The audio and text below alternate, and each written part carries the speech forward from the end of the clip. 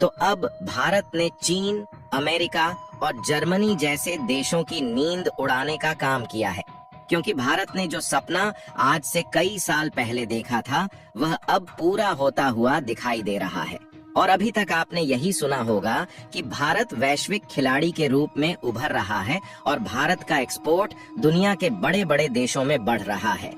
लेकिन अब यह सुनने की बात नहीं रह गई, बल्कि भारत ने पिछले कुछ सालों में जो मेहनत की थी उसका परिणाम सामने आ चुका है। ये बात हम नहीं कह रहे हैं, बल्कि खबर निकल कर आ रही है कि भारत वैश्विक खिलाड़ी के रूप में उभर चुका है और भारत के द्वारा पेट्रोलियम, जेमस्टोन यानी कि रत्न और शुगर जैसे कुछ अन्य प्रोडक्ट के एक्सपोर्ट के मामले में पिछले 5 सालों में पहली बार भारत ने ऐसी जीत हासिल की है कि उस आंकड़े को देखने के बाद आपको भी भारत पर गर्व महसूस होगा। और कुछ सेक्टर में तो इंडियन प्रोडक्ट की डिमांड इतनी तेजी के साथ बढ़ी है कि इस समय भारत दुनिया का तीसरा सबसे बड़ा एक्सपोर्टर बन चुका है। और आपको बता दें कि किसी भी देश की जो कमाई होती है वह सामानों के एक्सपोर्ट बढ़ने से ही होती है, इसीलिए इसका सीधा असर भारत की इकोनॉमी पर पड़ रहा है और भारत की इकोनॉमी के आगे बढ़ने की रफ्तार और भी ज्यादा तेज हो चुकी है। पूरी अपडेट क्या है इस वीडियो में समझते हैं, लेकिन आगे बढ़ने से पहले इस वीडियो को लाइक करके चैनल को सब्सक्राइब जरूर कर लीजिए, क्योंकि यह आपके लिए 1 सेकंड का काम है, लेकिन इससे हमारी काफी बड़ी मदद होती है। असल में देखा जाए तो दुनिया का कोई भी देश हो, फिर चाहे वह चीन, अमेरिका, जापान और जर्मनी जैसे टॉप इकोनॉमी वाले देश हो, या फिर बांग्लादेश, पाकिस्तान और श्रीलंका जैसे बेहद ही कमजोर अर्थव्यवस्था वाले देश हों, आज के समय में इन देशों की अर्थव्यवस्था जो कुछ भी है वह केवल 2 ही चीजों पर डिपेंड करती है। पहली बात तो ये है कि उस देश का एक्सपोर्ट दूसरे देशों में कितना है, क्योंकि जिस देश का विदेश में जितना ज्यादा एक्सपोर्ट होगा उस देश में विदेशों से उतना ही ज्यादा पैसा आएगा। और कुछ देश ऐसे हैं जहां पर विदेश से काफी सारे टूरिस्ट घूमने आते हैं, जिससे विदेश के टूरिस्ट द्वारा उनके देश में सर्विसेज को लेने में और खाने पीने की वस्तुओं को खरीदने में जो कुछ भी खर्च किया जाता है वह देश की इकोनॉमी के लिए काफी ज्यादा बेनिफिशियल होता है। क्योंकि विदेश का कोई भी व्यक्ति जब किसी दूसरे देश में घूमने जाता है तो सबसे पहले अपनी विदेशी करेंसी को एक्सचेंज करके वहाँ की बैंक से लोकल करेंसी लेता है, जिससे उस देश का विदेशी मुद्रा भंडार बढ़ता है। कुल मिलाकर अगर देश की इकोनॉमी को बढ़ाना है तो किसी न किसी माध्यम से दूसरे देशों से पैसा खींचकर अपने देश में लाना होगा।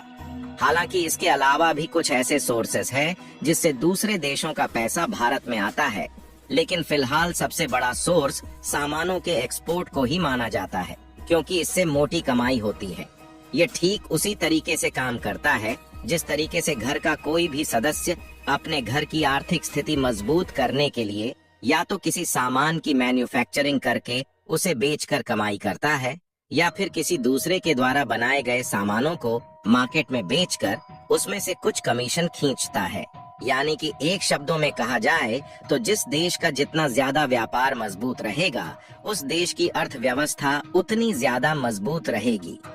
और हाल ही में जो खबरें निकल कर आई हैं उससे भारत के व्यापार की चर्चा विदेश तक फैल चुकी है,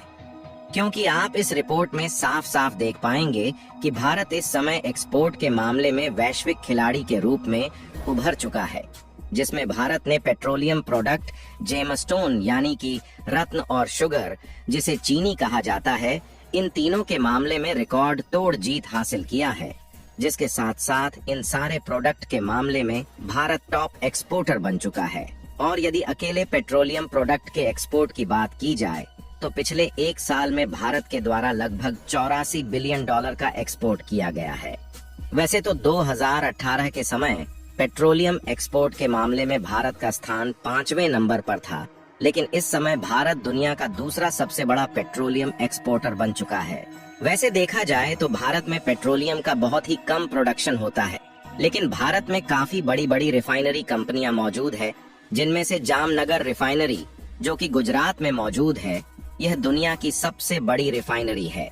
इसीलिए हमारे देश में भले ही कच्चे तेल का प्रोडक्शन कम होता है, लेकिन रूस और सऊदी अरब जैसे देशों से सस्ते दामों में क्रूड ऑयल इंपोर्ट करके इन्हीं रिफाइनरीज का इस्तेमाल करके डीजल, पेट्रोल जैसे अन्य उपयोगी फ्यूल में कन्वर्ट करते हैं। इसके बाद ज्यादातर हिस्सा तो भारत में ही कंज्यूम हो जाता है, लेकिन इसका एक बहुत बड़ा हिस्सा हम लोग भारत के पड़ोसी देशों के साथ साथ यूरोपीय देश में एक्सपोर्ट करते हैं। और आपको जानकर खुशी होगी कि इस समय पेट्रोलियम एक्सपोर्ट के मामले में भारत दूसरा सबसे बड़ा देश तो बन ही चुका है, साथ ही पेट्रोलियम का एक्सपोर्ट यूरोपीय देशों में लगातार बढ़ता ही जा रहा है।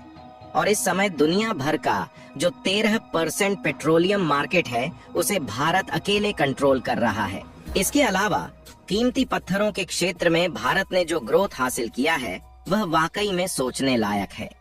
क्योंकि साल 2018 के समय कीमती पत्थरों के एक्सपोर्ट में भारत दूसरा सबसे बड़ा देश था और उस समय लगभग 16% मार्केट भारत के कंट्रोल में था। लेकिन पिछले 5 सालों के अंदर आज भारत ने 2 गुना से भी ज्यादा ग्रोथ हासिल किया है और लगभग दुनिया का 37% एक्सपोर्ट मार्केट भारत के कब्जे में आने के साथ साथ इस समय भारत दुनिया का सबसे बड़ा कीमती पत्थरों का एक्सपोर्टर बन चुका है। और इसके वैल्यूएशन की बात की जाए तो वह 1.5 बिलियन अमेरिकी डॉलर हो गया है। और इसी तरीके से भारत के एग्रीकल्चरल प्रोडक्ट गन्ना और चुकंदर से बनाई जाने वाली चीनी के एक्सपोर्ट ने पिछले 5 सालों में इतिहास के सारे रिकॉर्ड को तोड़ दिया है। और साल 2018 के समय में इसका जो एक्सपोर्ट 1 बिलियन डॉलर से भी कम था, वह 4 गुना बढ़ने के साथ साथ लगभग 3.25 बिलियन डॉलर पहुंच चुका है। और शुगर के मामले में भी दुनिया भर के लगभग 12% मार्केट का कंट्रोल इस समय भारत के हाथों में आ चुका है, जहां पर भारत के द्वारा शुगर की डिमांड दिन पर दिन बढ़ती ही जा रही है। और इतना ही नहीं, बल्कि जो केमिकल्स प्रोडक्ट और दवाइयां होती हैं, इनके एक्सपोर्ट में भी भारत ने काफी शानदार बढ़ोतरी हासिल किया है। और कमाल की बात यह है कि भारत के जो केमिकल प्रोडक्ट हैं, उन्हें अंतरराष्ट्रीय कृषि और पर्यावरण मानकों को पूरा करने के साथ साथ प्रोड्यूस किया जा रहा है, जिससे उन देशों में भी भारत के एक्सपोर्ट बढ़ने के चांसेस हैं जो अभी तक भारत से नहीं जुड़े हुए हैं। और देखा जाए तो केमिकल्स प्रोडक्ट के मामले में भारत अब वैश्विक स्तर पर तीसरा सबसे बड़ा निर्यातक है, जबकि 2018 में यह 5वें स्थान पर था। और दुनिया के 5 देशों को छोड़ दिया जाए तो कुल 195 में से 190 देश में भारत के सामानों की डिमांड हमेशा ही बनी रहती है।